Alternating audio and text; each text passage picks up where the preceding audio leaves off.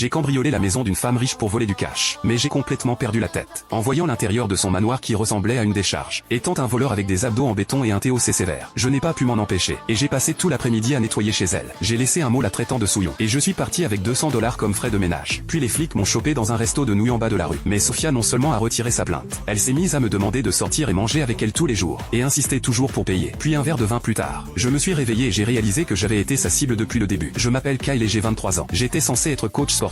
Mais ma petite sœur a soudainement été diagnostiquée avec une leucémie. Elle avait besoin de 70 000 $ pour l'opération. Et c'est ce qui m'a poussé à faire quelque chose d'aussi louche ce jour-là. J'avais surveillé l'appartement de Sofia pendant 3 jours d'affilée. Et confirmé qu'elle partait tôt et rentrait tard chaque jour. Personne n'était jamais là alors j'ai crocheté la serrure et dès que je suis entré, j'ai failli croire que je m'étais trompé de plateau de tournage. Des sacs de luxe jetés par terre. Un foulard Hermès utilisé comme dessous de vase. Et une semaine de boîtes de livraison empilées sur la table basse. Les vêtements sur le canapé auraient pu remplir une friperie entière. Et mon TOC s'est déclenché violemment à ce moment précis. Mes mains tremblaient littéralement. Le plan c'était entrer et sortir en 10 minutes. Mais sans savoir comment j'ai attrapé un aspirateur et j'ai commencé à nettoyer. Tout en me disant que j'avais complètement perdu la raison. Mais voir tous ces beaux meubles ensevelis sous les déchets me donnait des frissons à mi-chemin du nettoyage. J'ai trouvé son portefeuille dans la chambre. Il n'y avait qu'environ 200 $ en liquide. Et j'ai fixé cet argent pendant 3 bonnes minutes. Au final j'ai tout pris. Et avant de partir j'ai écrit un mot sur la table à manger. Quelle est la différence entre chez vous et une porcherie? Considérez ceci comme mes frais de ménage. Apprenez à ranger derrière vous la prochaine fois. Mais à peine assis dans le resto de nouilles en bas, 4 flics ont débarqué et m'ont plaqué sur la table. Sofia se tenait dans l'encadrement de la porte en tailleur pantalon impeccable. Le regard vide fixé sur l'intérieur du commissariat. J'avais déjà fait mon deuil et accepté d'aller en prison. L'argent pour l'opération de ma sœur n'était toujours pas là. Et j'étais sur le point de tirer quelques années derrière les barreaux. Rien que d'y penser ça me piquait les yeux. Puis de nulle part Sofia a pris la parole. Officier en fait on se connaît. C'est l'homme de ménage que j'ai engagé. Cet argent c'était son salaire. J'étais complètement abasourdi les flics aussi. Alors pourquoi avez-vous appelé la police? Il a dû y avoir un malentendu. J'ai cru que quelqu'un avait cambriolé chez moi. Je n'avais pas réalisé qu'il faisait juste le ménage. Sofia a dit tout ça d'un ton super décontracté. Mais j'ai clairement remarqué que ses yeux étaient fixés sur ma manche de chemise retroussée et plus précisément sur les muscles de mon bras. Elle me regardait comme une pièce de viande de premier choix. Une fois sortie du commissariat, elle m'a traîné directement dans le café d'à côté et a claqué un contrat sur la table. 10 000 par mois majordome personnel exclusif. Le boulot principal c'est juste garder mon appartement propre. Tu signes ou pas tu es sérieuse? Je suis un voleur je sais. Sofia a posé son menton dans sa main et a souri. Donc tu n'oserais plus jamais me voler maintenant pas vrai? Et avec ton TOC, tu ne supportes tout simplement pas le désordre et la saleté. Ça fait un moment que je t'observe Kyle. Meilleur coach de la salle de sport petite sœur malade qui a besoin d'argent. Tu n'avais pas d'autre option alors tu t'es mis à voler. Mon sang s'est glacé cette femme avait fait une enquête complète sur moi. Très bien ne signe pas. J'appelle les flics tout de suite.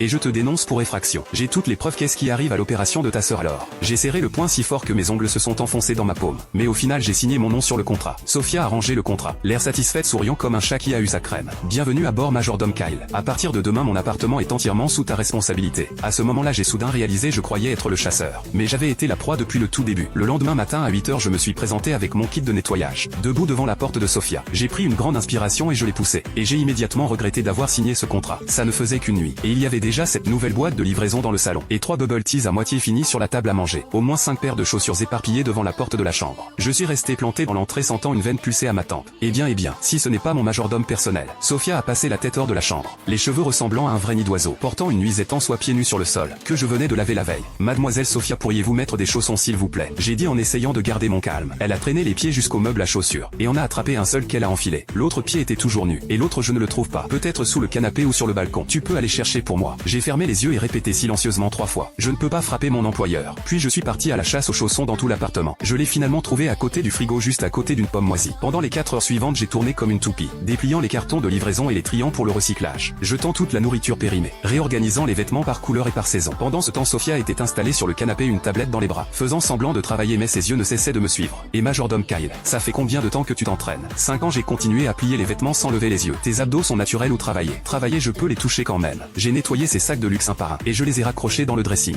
Au moment où je me suis retourné, Sofia s'était glissée juste derrière moi sans que je m'en rende compte. Et a tendu la main directement vers ma taille. J'ai reculé d'instinct et mon dos a percuté l'armoire. Mademoiselle Sofia restez professionnelle s'il vous plaît. Je voulais juste vérifier ta condition physique. Après tout tu gagnes 10 000 par mois. Je dois m'assurer que tu es en forme. Elle a souri les yeux grands ouverts l'air innocent. Mais son regard criait absolument mission accomplie. Je me suis faufilé devant elle le visage crispé. Et je suis retourné ranger le salon. J'ai enfin réussi à rendre la table basse présentable. J'y ai posé des fleurs et des magazines. Je me suis retourné. Et elle avait déjà déplié chaque chemise que je venais de plier. Qu'est-ce que tu fais? Je cherche des vêtements. J'ai besoin de quelque chose pour demain. Pourquoi tu ne me dis pas simplement lequel tu veux et je te le sors? C'est plus rapide si je cherche moi-même. J'ai pris une grande inspiration et je me suis rappelé. C'était pour l'opération de ma sœur. Puis pendant que je réorganisais le dressing à nouveau, Sofia s'est faufilée derrière moi. Cette fois elle s'est carrément drapée sur mon dos et a posé son menton sur mon épaule, respirant directement dans mon oreille. Kyle tu savais que ton sourcil tressaute quand tu es agacé. Mademoiselle Sofia vous pouvez arrêter d'être aussi puérile. Non elle a dit en riant. Je ne paie pas juste juste pour un service de ménage. Je paie aussi pour le spectacle de te voir perdre la tête. J'ai fini par craquer, je me suis retourné, prête à dire quelque chose, mais son visage n'était qu'à 5 cm du mien, assez près pour voir mon propre reflet dans ses yeux, et le petit sourire satisfait au coin de ses lèvres. Mais soudain quelque chose m'a semblé bizarre et j'ai vite détourné le regard, me forçant à me reconcentrer sur le travail. Sophia a arrêté de m'embêter aussi, et est restée tranquillement à côté à me regarder. À 19 h j'avais enfin nettoyé tout l'appartement, et je me tenais au milieu du salon, regardant autour de moi, admirant l'espace rangé et organisé, sentant mon TOC enfin soulagé. Sophia était adossée au canapé, le menton dans la main en train de me regarder. Et Kyle, tu sais quoi? C'est la première fois que cet endroit ressemble vraiment à un foyer. Il y avait quelque chose dans sa voix que je n'arrivais pas à nommer. Je n'ai pas répondu, j'ai juste rangé mes affaires et me suis préparé à partir. Quand j'ai atteint la porte, elle a soudain lancé: bientôt demain j'ai invité mon fiancé à dîner. Je me suis arrêté net. Fiancé. Je me suis retourné pour la regarder. Sophia m'observait avec un petit sourire, et quelque chose a vacillé dans ses yeux. Quoi, tu es jaloux? Mademoiselle Sophia, vous vous faites des idées. Je suis juste l'homme de ménage. J'ai fermé la porte derrière moi, le visage impassible. Mais il y avait cette sensation étrange et désagréable dans ma poitrine. Le troisième jour à 15 h,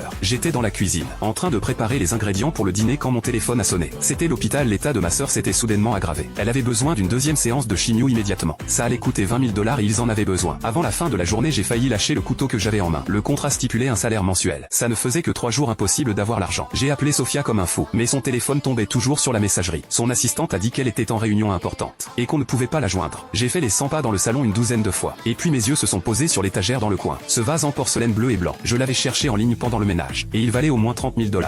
Je savais que c'était un crime, mais ma sœur ne pouvait pas attendre. J'ai soigneusement placé le vase dans un sac et j'étais sur le point de partir, quand la porte s'est soudain ouverte. Sophia est entrée, la première, suivie d'un homme en costume sur mesure, qui se comportait comme si le monde lui appartenait. Un seul regard et on savait qu'il venait de la haute.